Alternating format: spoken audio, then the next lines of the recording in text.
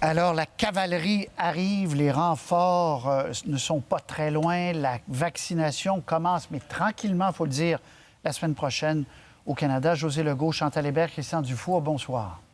Bonsoir. Bonsoir. Je fais entendre M. Trudeau et le général, major général Dubé, Fortin, et j'en ai nommé un, Fortin, sur cette nouvelle d'Ottawa aujourd'hui. La livraison des doses et la vaccination, ça se passera extrêmement rapidement. Donc, les premiers Canadiens vont se faire vacciner la semaine prochaine si on a l'approbation de Santé Canada cette semaine. C'est relativement rapide, un jour ou deux, pour passer à travers les étapes de manutention, déballage, dégeler le produit, et puis décanter, et puis le mixage. C'est relativement court pour les professionnels de la santé. 250 000 doses d'ici la fin décembre. On a besoin de 2 doses de ce vaccin-là, vous le savez maintenant. Néanmoins, José, c'est une bonne nouvelle. Ça commence. Bien, c'est sûr que c'est une bonne nouvelle. Hein? C'est la fameuse lumière au bout du tunnel et on commence enfin à la voir un peu. Sauf que, désolé pour le sauf que en effet, c'est pas énormément de doses pour le mois de décembre, ça c'est clair. Et on voit qu'il y a eu de la pression. M. Trudeau avait été très, très critiqué parce que c'était pas précis, il parlait seulement de commencer premier trimestre 2021. Mais là, l'annonce de la Grande-Bretagne qui allait commencer dès demain à vacciner ses citoyens, les États-Unis très bientôt, c'est clair que ça a exercé une pression pour qu'au moins le processus débute plus rapidement. Est-ce que, Chantal, il y a une surprise?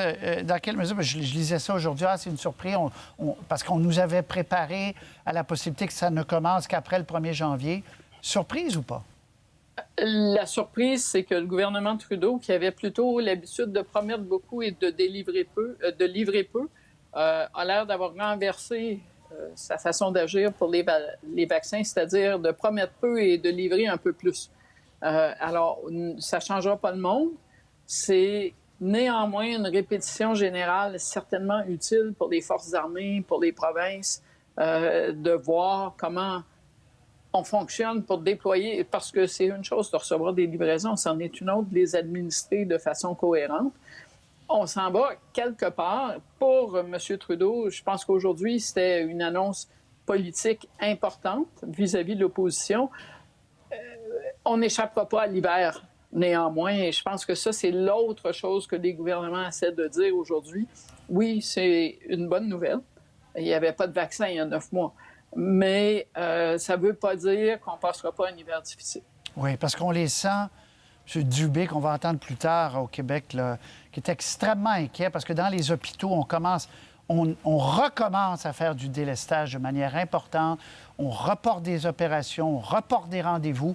Et Christian Dufour, oui, mais je reviens sur les vaccins, Christian, parce que vous disiez la semaine dernière, là, vous étiez extrêmement déçu qu'on ne commence pas au Canada à peu près en même temps que les autres. Êtes-vous un peu moins déçu? Bon, il faut être positif. Sauf que, on voit que le gouvernement était beaucoup sur la défensive. L'opposition conservatrice a mis beaucoup de pression, de même que l'opinion publique. Donc, ils ont réagi.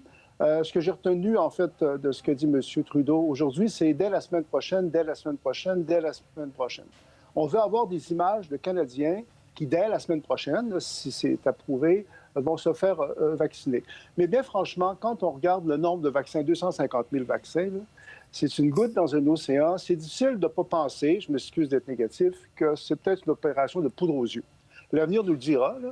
Et il peut y avoir un effet pervers là-dedans, parce qu'on sait qu'à partir du moment où on diffuse le fait que les gens commencent à être vaccinés, il y a un danger que les gens relâchent leur vigilance, qu'on observe moins les consignes. Donc, bon, c'est une bonne nouvelle. Bon, il ne faut pas être... Mais on est dans l'image. C'était bien important qu'aujourd'hui, le gouvernement annonce qu'on va avoir des images de Canadiens qui se font vacciner. Mais 250 000, bien franchement, Patrice, on en a commandé, on m'a dit 70 millions. Mais entre zéro, parce qu'on préparait la population à zéro. Alors, il y a 249 000 doses de plus que ce qu'on avait quand même dit. Alors, on excède un peu les attentes qu'on avait mises très basses. Oui, Chantal, un petit mot. Ouais, là-dessus, selon moi, l'opposition conservatrice s'est piégée elle-même parce que c'est quoi la phrase, là? Tout ce qui est excessif est insignifiant.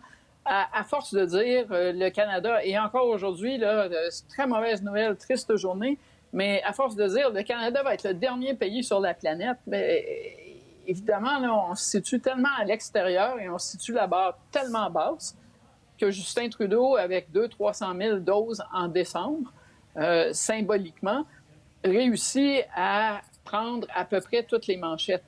Cela dit, c'est un fait qu'il faut commencer quelque part. Et c'est mieux de commencer en décembre et de tester le système que de ne pas le tester. On verra à l'usure, mais selon moi, l'opposition conservatrice s'est mise dans une position difficile avec ces prédictions-là. José? José? José? En tout respect... Oui. OK, José, oui. Oui. Non, c'est ça. Et c'est vraiment dans le détail. Bon, évidemment, ça peut changer au cours des prochaines semaines. On se le souhaite vraiment. Là. Mais si on regarde un petit peu ce qui doit se donner au Québec d'ici le 4 janvier, le ministre Dubé a parlé de 22 000 à 28 000 personnes qui pourraient être vaccinées. Bon, peut-être tantôt on pourra reparler de l'ordre des priorités, mais c'est pas non plus beaucoup. Et quand on pense que seulement dans les CHSLD, il y a 40 000 résidents, c'est pas beaucoup. Ça commence très lentement. Okay. Et moi, je pense que sur le plan politique, le vrai problème, il pourrait être ce printemps si ça ne va pas plus vite que ça. Très bien. Juste vous montrer les chiffres de l'Alberta qui viennent de tomber il y a une seconde, là, 1735 cas de plus. Donc, ça continue. La flèche monte de façon assez importante en Alberta, même si la population est plus jeune. Ce ne sera pas long, Christian, j'ai presque fini. Et 16 décès supplémentaires en Alberta. Donc, voilà, ça continue à être préoccupant. La situation là-bas aussi, dans les hôpitaux, il s'approche du nombre d'hospitalisations du Québec, là, avec une population beaucoup moindre. Oui. En tout respect pour Chantal, moi, je ne partage pas, bien franchement, son opinion sur l'opposition conservatrice à Ottawa. L'avenir le dira, mais moi, je pense qu'ils ont scoré, ils ont bien fait. Franchement, je trouve que les gens ne sont pas très exigeants, là. Le côté poudre aux yeux, moi, j'y crois. Là. Je crois que 250 000 vaccins, franchement. OK. Et il n'y a rien qui nous assure que ça va continuer. Je comprends qu'il faut être positif, là, Patrice. Là. Mais non, mais je dis pas tout ça. Soyez vous-même, Christian.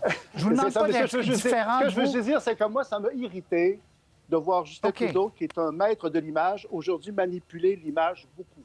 On va entendre M. Trudeau et M. Dubé, là, cette fois, c'est le vrai M. Dubé, sur comment ça va être distribué aux provinces. Alors, ça sera effectivement au prorata. On écoute les deux et on revient.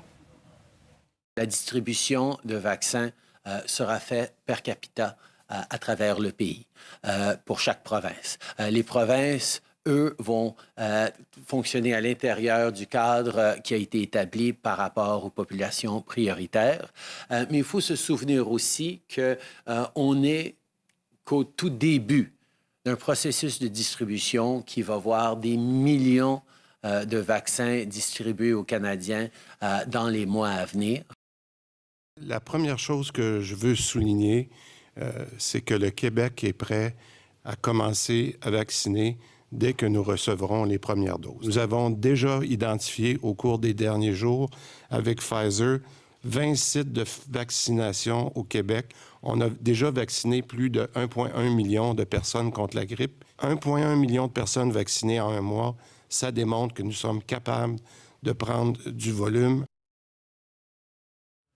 Vous en avez parlé rapidement, vous donnez l'ordre de vaccination qui est à peu près le même partout sur la planète. Résidents en CHSLD, on va voir le tableau.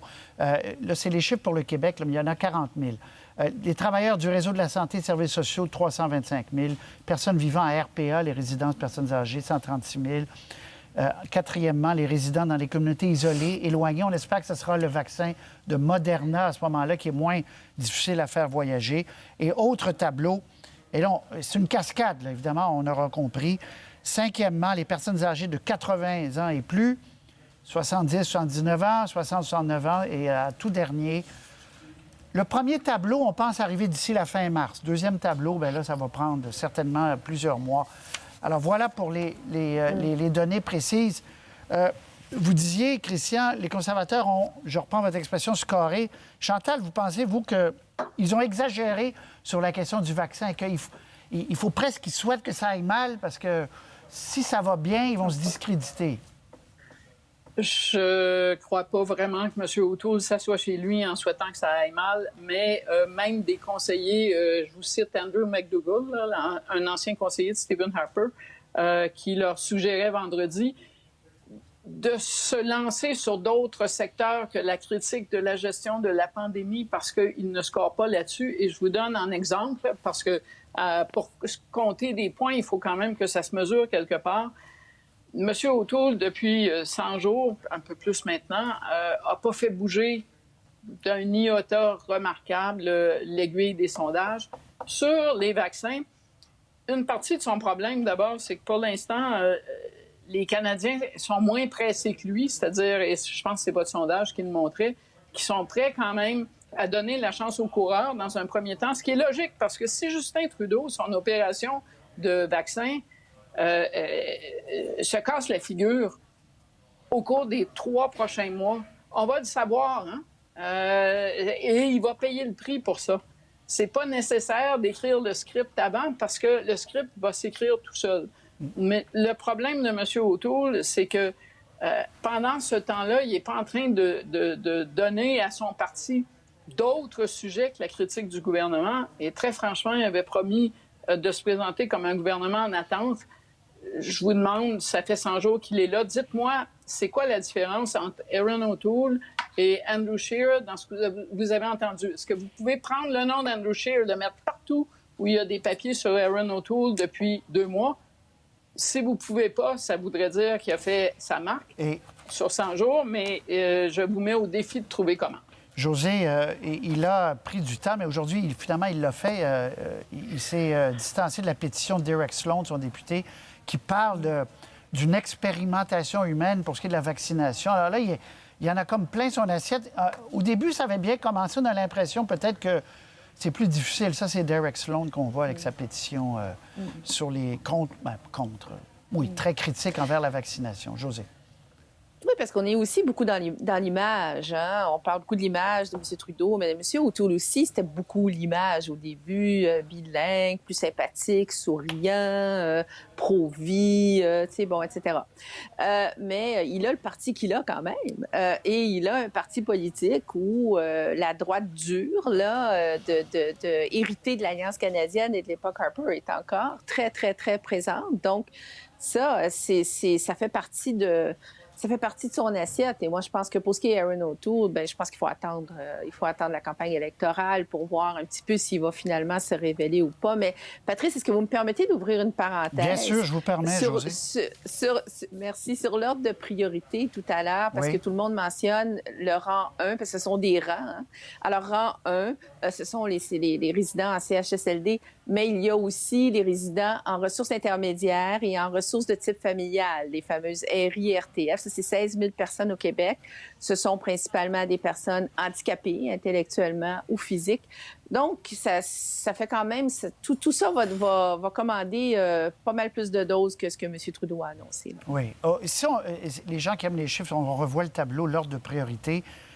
D'ici la fin du mois de mars, on annonce 6 millions de doses de Pfizer au Canada.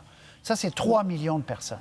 Alors, prenez le... À 2 doses. À 2 doses, c'est ça. Ça prend 2 doses. Alors, on espère que Moderna va arriver assez vite, plus facile à donner, et d'autres, Christian, de sorte que, pour faire mentir, on revient à l'opposition, là, mais pour faire mentir les gens en disant que c'est très, très lent, on espère que ça va s'accélérer de manière exponentielle. Pourquoi? OK. Je peux m'arrêter? Est-ce que je peux parler? Oui, c'est à vous. Oui, OK. Pourquoi je trouve que en tout respect pour Chantal encore, M. O'Toole, ce carré, c'est que je trouve qu'aujourd'hui, Justin Trudeau a beaucoup réagi aux pressions conservatrices. Les pressions conservatrices, là, sur le fait que le Canada, on était en retard sur les vaccins, ça n'a pas été inutile. Là. Ça a produit des effets. C'est vrai que jusqu'à présent, Erin O'Toole, en fait, n'a pas fait bouger beaucoup les chiffres, mais c'était très difficile de le faire parce que c'est un contexte proprement exceptionnel. Je pense que ce soit au Québec, au Canada, dans la plupart des sociétés, il y a eu un ralliement autour de leaders. Et même si M. O'Toole avait été exceptionnel, je ne pense pas que ça aurait été très efficace. Je trouve que son premier move qui est important, c'est à l'égard des vaccins. Je pense que ça a produit un effet, on l'a vu aujourd'hui. Et je crois que ce qui pourrait l'aider à un moment donné, c'est que là, on s'enfonce dans la crise. C'est de plus en plus difficile. Le moral des gens est atteint. Il y a des gens qui veulent encore plus de mesures de confinement. On ne peut pas exclure qu'à un moment donné, l'opinion publique change, que le monde ordinaire se tanne. Et à ce moment-là, je trouve qu'Erin O'Toole serait bien placé. Et un point, je trouve qu'il a réussi, c'est qu'au Québec, son image me semble nettement plus positive que celui de son prédécesseur. L'avenir le dira, évidemment. On parle pour parler, l'avenir le dira. Mais je pense que pour M. O'Toole, c'est peut-être maintenant que ça commence parce qu'on entre dans une autre phase de la pandémie où le gouvernement n'aura pas droit à l'erreur. Et puis là, ce qu'on nous dit pour les prochains mois, je comprends qu'il faut être positif, mais ce sont des belles paroles. Là. Moi, j'attends qu'on arrive avec les vaccins réellement. Là. Oui, bien sûr. Vous revenez avec ça pour être positif. Moi, je ne vous ai jamais demandé d'être positif. Je vous ai demandé de faire de l'analyse puis de donner le fond de votre pensée. Je sens qu'il faut être positif. On n'est pas des... Très bien. Chantal. Mais d'un point de vue... Juste un mot là, sur tout le monde qui est au pouvoir, qui profite de la pandémie. C'est pas exact. Il suffit de regarder ce qui est en train d'arriver à M. Canet et à M. Pallister, deux amis de M. O'Toole en passant, dont la majorité des administrés pensent qu'ils ne font pas de la belle ouvrage. Donc, ça ne va pas bien pour toi. Est-ce que c'est terminé? Mon Dieu! Oh. On est positif. Non. Salut! On se reparle.